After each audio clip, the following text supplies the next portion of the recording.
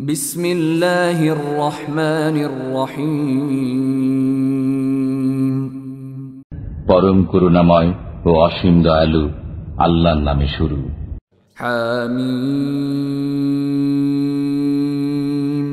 হা মিম আইন সিন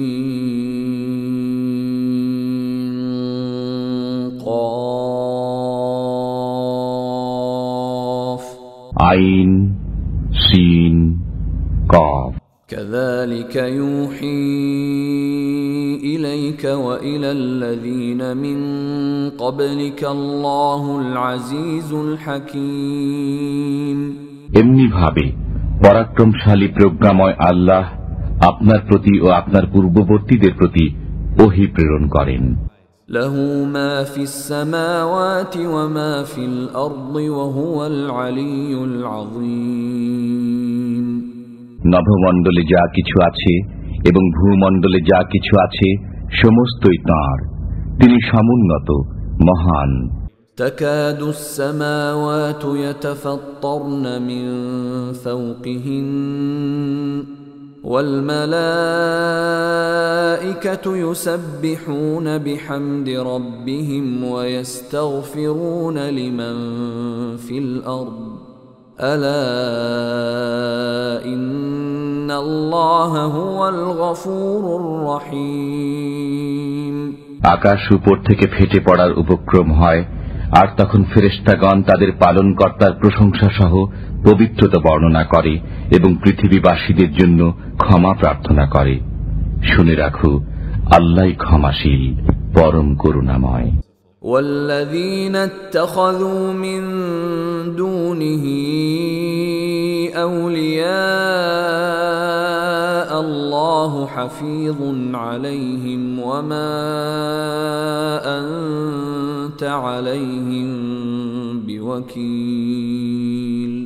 যারা আল্লাহ ব্যতীত অপরকে অভিভাবক হিসেবে গ্রহণ করেন, আল্লাহ তাদের প্রতি লক্ষ্য রাখেন, আপনার উপর নয় তাদের দায় দায়িত্ব। وكذلك أوحينا إليك قرآنا عربيا لتنذر أم القرى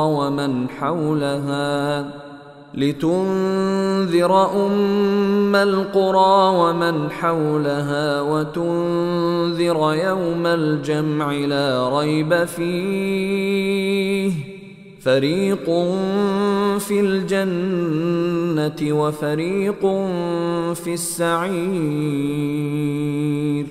এমনি ভাবে আমি আপনার প্রতি আরবি ভাষায় কোরআন নাজিল করেছি, যাতে আপনি মক্কা ও তার আশেপাশের লোকদের সতর্ক করেন এবং সতর্ক করেন সমাবেশের দিন সম্পর্কে, যাতে কোনো সন্দেহ নেই।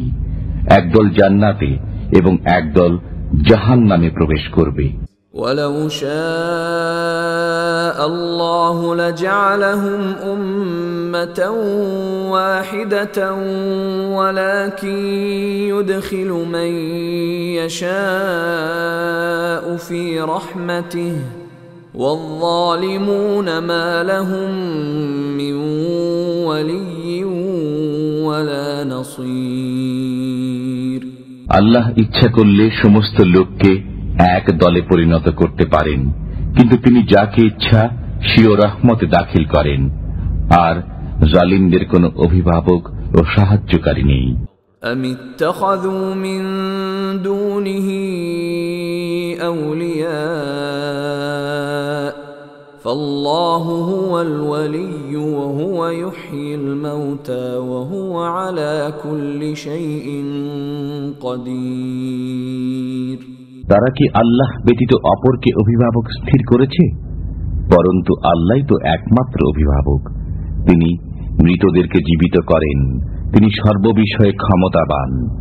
وما اختلفتم فيه من شيء فحكمه إلى الله ذلكم الله ربي عليه توكلت وإليه أنيب।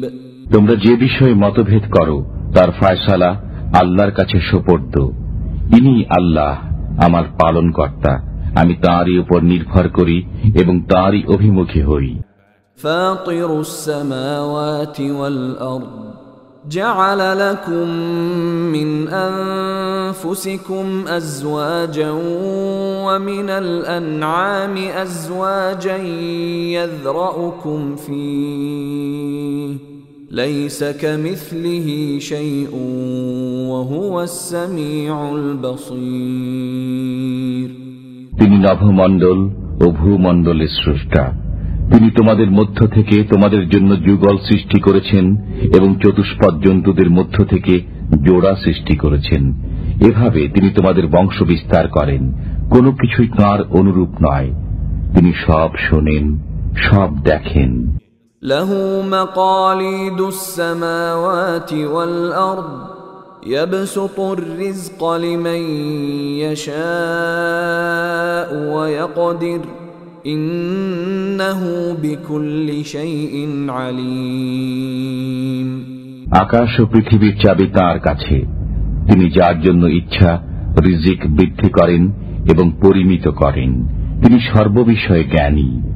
شرع لكم من الدين ما وصى به نوحا والذي أوحينا إليك وما وصينا به إبراهيم وموسى وعيسى أن أقيموا الدين ولا تتفرقوا فيه كبر على المشركين ما تدعوهم إليه الله يجتبي إليه من يشاء ويهدي إليه من ينيب তিনি তোমাদের জন্য দ্বীনের ক্ষেত্রে সে পথে নির্ধারিত করেছেন যার আদেশ দিয়েছিলেন নূহকে, যা আমি প্রত্যাদেশ করেছি আপনার প্রতি,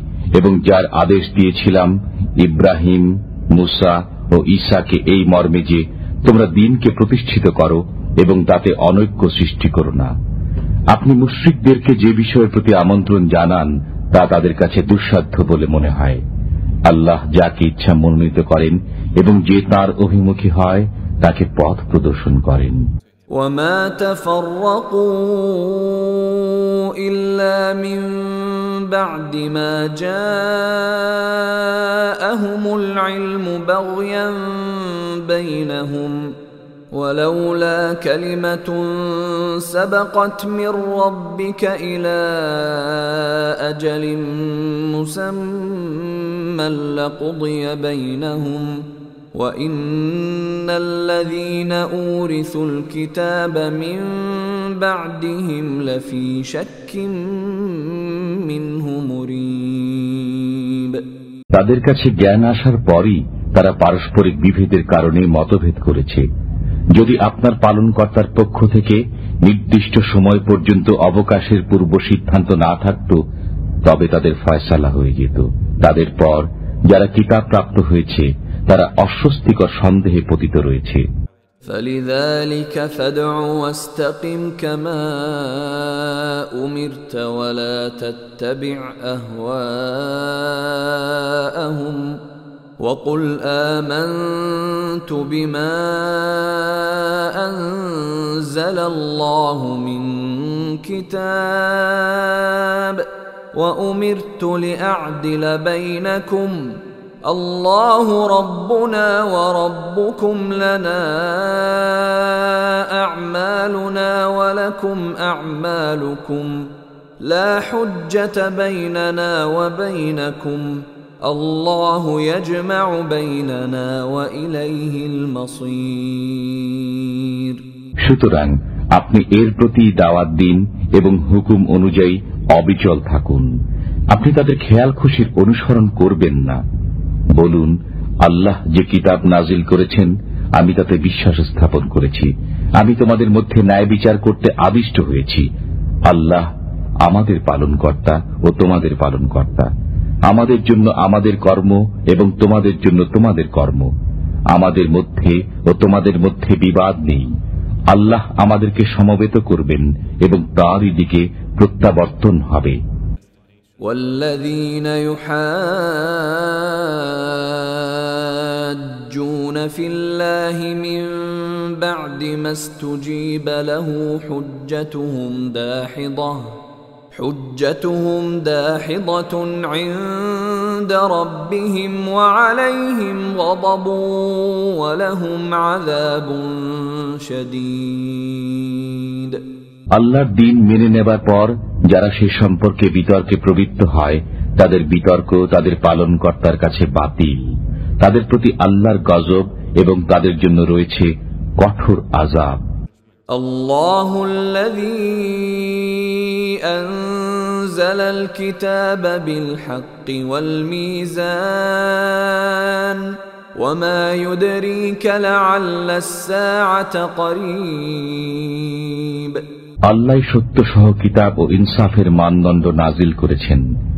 আপনি কি জানেন সম্ভবত কিয়ামত নিকটবর্তী?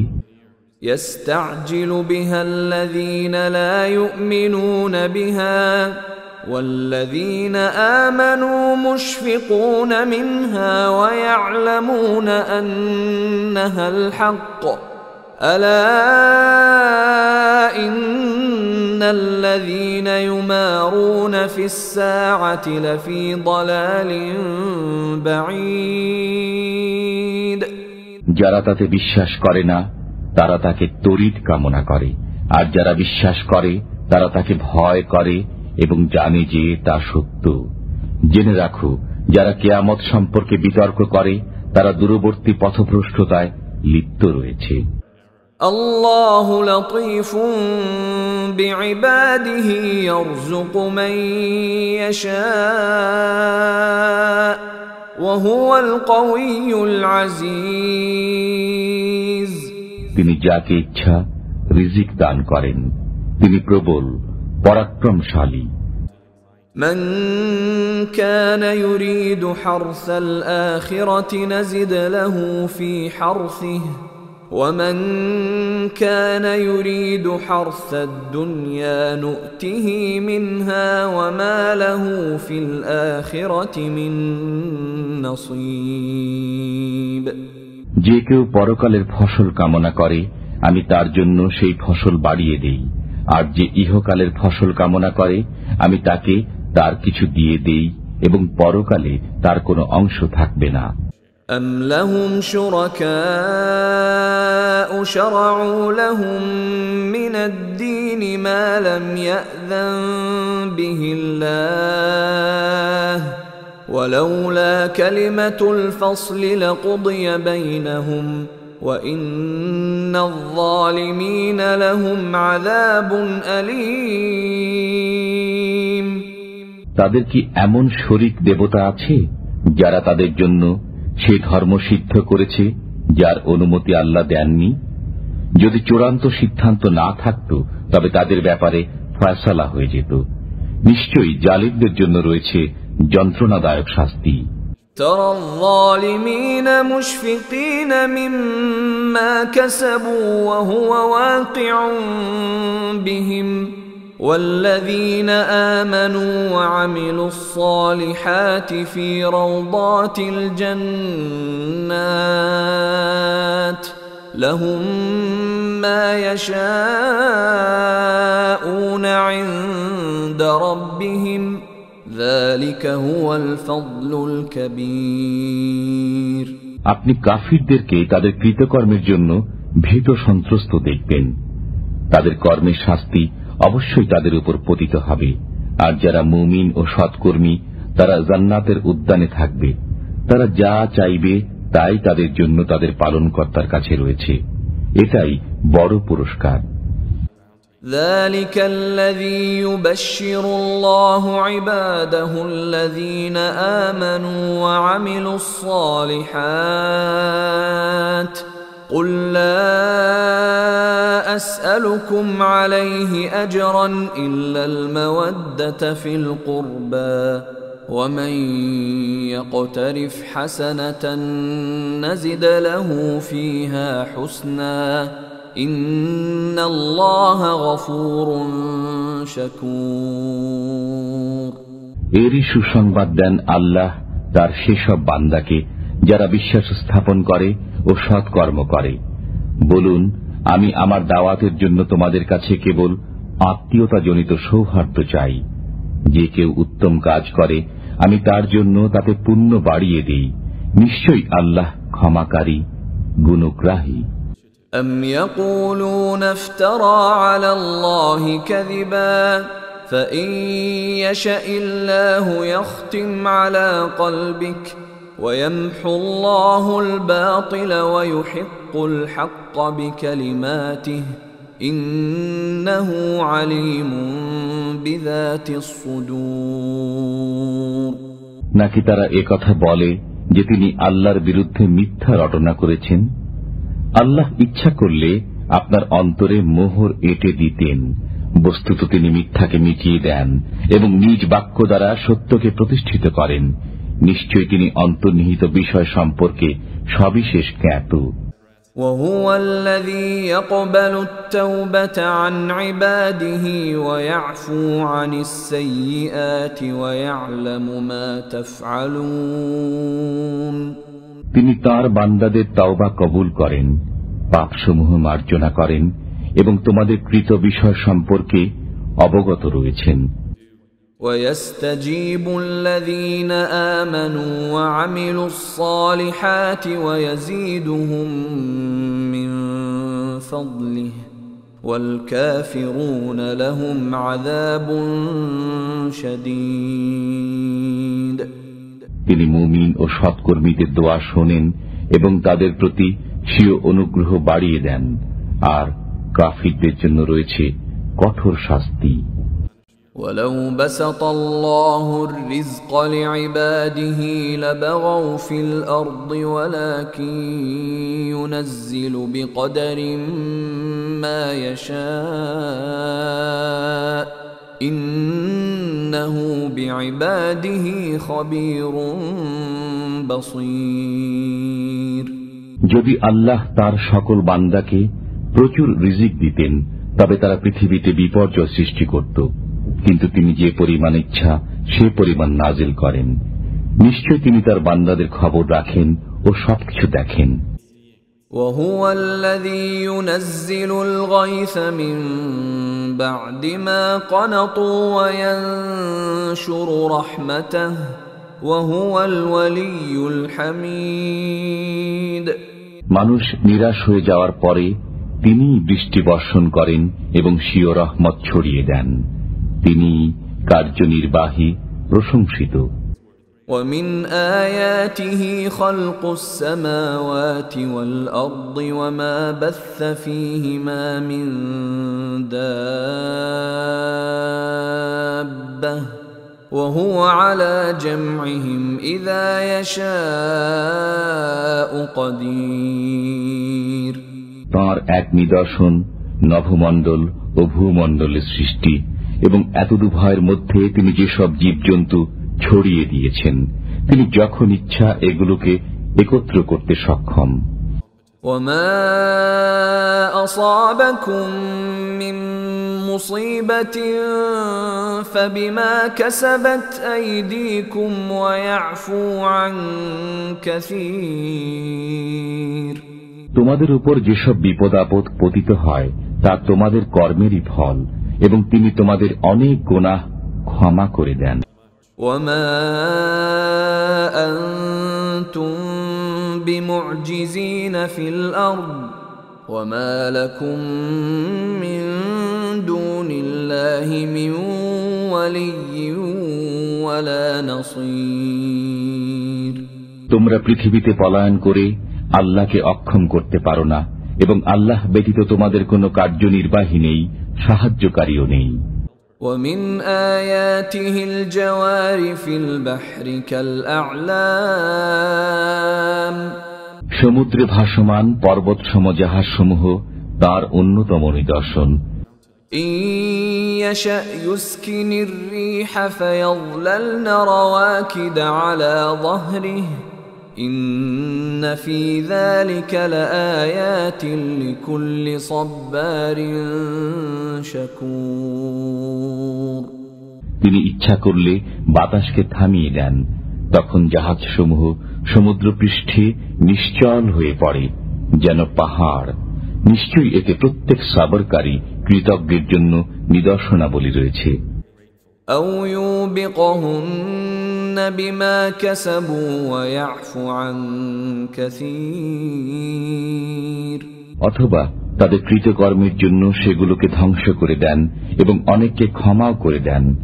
وَيَعْلَمَ الَّذِينَ يُجَادِلُونَ فِي آيَاتِنَا مَا لَهُم مِّن مَّحِيصٍ, এবং যারা আমার ক্ষমতা সম্পর্কে বিতর্ক করে তারা যেন জানে যে তাদের কোনো পলায়নের জায়গা নেই। فَمَا أُوتِيتُم مِّن شَيْءٍ فَمَتَاعُ الْحَيَاةِ الدُّنْيَا وَمَا عِندَ اللَّهِ خَيْرٌ وَأَبْقَى لِلَّذِينَ آمَنُوا وَعَلَى رَبِّهِمْ يَتَوَكَّلُونَ। অতএব তোমাদেরকে যা দেওয়া হয়েছে তা পার্থিব জীবনের ভোগ মাত্র, আর আল্লাহর কাছে যা রয়েছে তা উৎকৃষ্ট ও স্থায়ী তাদের জন্য যারা বিশ্বাস স্থাপন করে ও তাদের পালনকর্তার উপর ভরসা করে। والذين يجتنبون كبائر الإثم والفواحش وإذا ما غضبوا هم يغفرون, যারা বড় গুনাহ ও অশ্লীল কার্য থেকে বেঁচে থাকে এবং ক্রোধান্বিত হয়েও ক্ষমা করে। والذين استجابوا لربهم وأقاموا الصلاة وأمرهم شورى بينهم ومما رزقناهم ينفقون, যারা তাদের পালনকর্তার আদেশ মান্য করে, নামাজ কায়েম করে, পারস্পরিক পরামর্শক্রমে কাজ করে এবং আমি তাদেরকে যে রিজিক দিয়েছি তা থেকে ব্যয় করে। والذين إذا أصابهم البغي هم ينتصرون, যারা আক্রান্ত হলে প্রতিশোধ গ্রহণ করে। وجزاء سيئة سيئة مثلها فمن عفا وأصلح فأجره على الله ইন্নাহু লা ইউহিব্বুয যালিমিন। আর মন্দের প্রতিফল তো অনুরূপ মন্দই। যে ক্ষমা করে ও আপোষ করে তার পুরস্কার আল্লাহর কাছে রয়েছে। নিশ্চয়ই তিনি অত্যাচারীদেরকে পছন্দ করেন না। ওয়ালামান ইনতাসারা বা'দা যুলমিহি ফাউলাইকা মা আলাইহিম মিন সাবিল, নিশ্চয়ই যে অত্যাচারিত হওয়ার পর প্রতিশোধ গ্রহণ করে তাদের বিরুদ্ধেও কোনো অভিযোগ নেই। ইন্নামাস সাবিলু আলাল্লাযীনা ইয়াযলিমুনান নাস ওয়া ইয়াবগুনা ফিল আরদি বিগাইরিল হক উলাইকা লাহুম আযাবুন আলীম। অভিযোগ কেবল তাদের বিরুদ্ধে যারা মানুষের উপর অত্যাচার চালায় এবং পৃথিবীতে অন্যায়ভাবে বিদ্রোহ করে বেড়ায়, তাদের জন্য রয়েছে যন্ত্রণাদায়ক শাস্তি। ওয়ালামান সাবারা ওয়া গফারা ইন্না যালিকা লামিন আজমিল উমুর, অবশ্যই যে সবর করে ও ক্ষমা করে নিশ্চয়ই এটা সাহসিকতার কাজ। ومن يضلل الله فما له من ولي من بعده وترى الظالمين لما رأوا العذاب يقولون هل إلى مرد من سبيل। আল্লাহ যাকে পথভ্রষ্ট করেন তার জন্য তিনি ব্যতীত কোনো কার্যনির্বাহী নেই। পাপাচারীরা যখন আযাব প্রত্যক্ষ করবে তখন আপনি তাদেরকে দেখবেন যে তারা বলছে, আমাদের ফিরে যাওয়ার কোনো উপায় আছে কি? وتراهم يعرضون عليها خاشعين من الذل ينظرون من طرف خفي وقال الذين آمنوا إن الخاسرين الذين خسروا أنفسهم وأهليهم يوم القيامة ألا إن الظالمين في عذاب مقيم জাহান্নামের সামনে উপস্থিত করার সময় আপনি তাদেরকে দেখবেন অপমানে, অবনত এবং অর্ধনির্মিলিত দৃষ্টিতে তাকায়। মুমিনরা বলবে, কিয়ামতের দিন ক্ষতিগ্রস্ত তারাই যারা নিজেদের ও তাদের পরিবার পরিজনের ক্ষতি সাধন করেছে। শুনে রাখো, পাপাচারীরা স্থায়ী আযাবে থাকবে। وما كان لهم من أولياء ينصرونهم من دون الله ومن يضلل الله فما له من سبيل আল্লাহ ব্যতীত তাদের কোনো সাহায্যকারী থাকবে না যে তাদেরকে সাহায্য করবে। আল্লাহ যাকে পথভ্রষ্ট করেন তার কোনো গতি নেই। ইস্তাজিবু লিরাব্বিকুম মিন ক্বাবলি আন ইয়াতিয়া ইয়াওমুল লা মারাদ্দা লাহু মিনাল্লাহ মা লাকুম মিন মালজাইন ইয়াওমাইযিন ওয়া মা লাকুম মিন নাকির। আল্লাহর পক্ষ থেকে অবশ্যম্ভাবী দিবস আসার পূর্বে তোমরা তোমাদের পালনকর্তার আদেশ মান্য করো। সেদিন তোমাদের কোনো আশ্রয়স্থল থাকবে না এবং তা নিরোধকারী কেউ থাকবে না।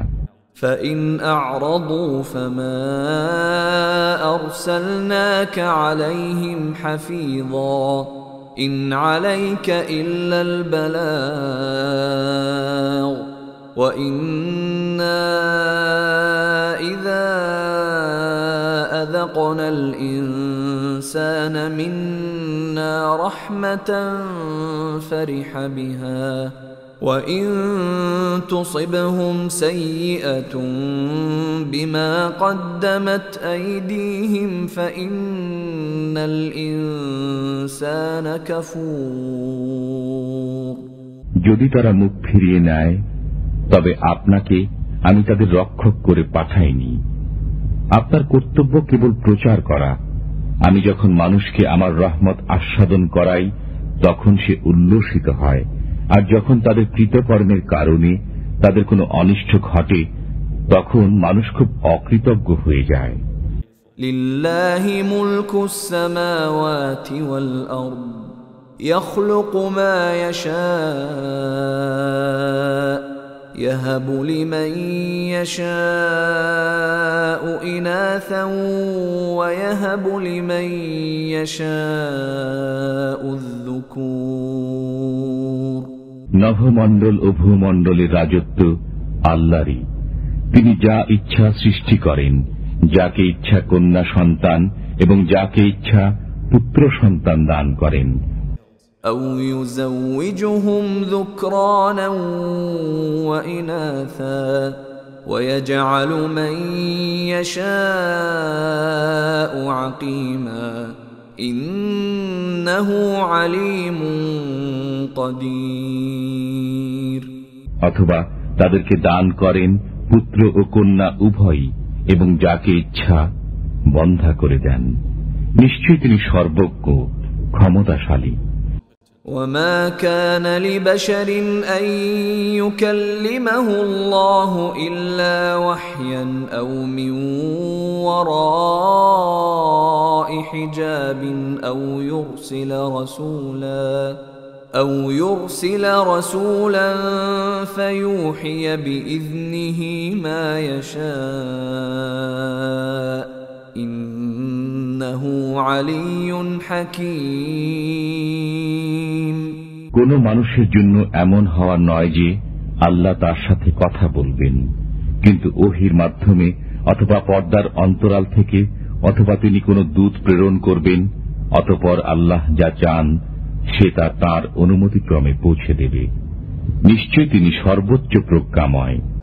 وَكَذَلِكَ أَوْحَيْنَا إِلَيْكَ رُوحًا مِّنْ أَمْرِنَا مَا كُنتَ تَدْرِي مَا الْكِتَابُ وَلَا الْإِيمَانُ وَلَكِنْ جَعَلْنَاهُ نُورًا نَهْدِي بِهِ مَن نَّشَاءُ مِنْ عِبَادِنَا وَإِنَّكَ لَتَهْدِي إِلَى صِرَاطٍ مُسْتَقِيمٍ। এমনি ভাবে আমি আপনার কাছে এক ফেরেশতা প্রেরণ করেছি আমার আদেশ ক্রমে।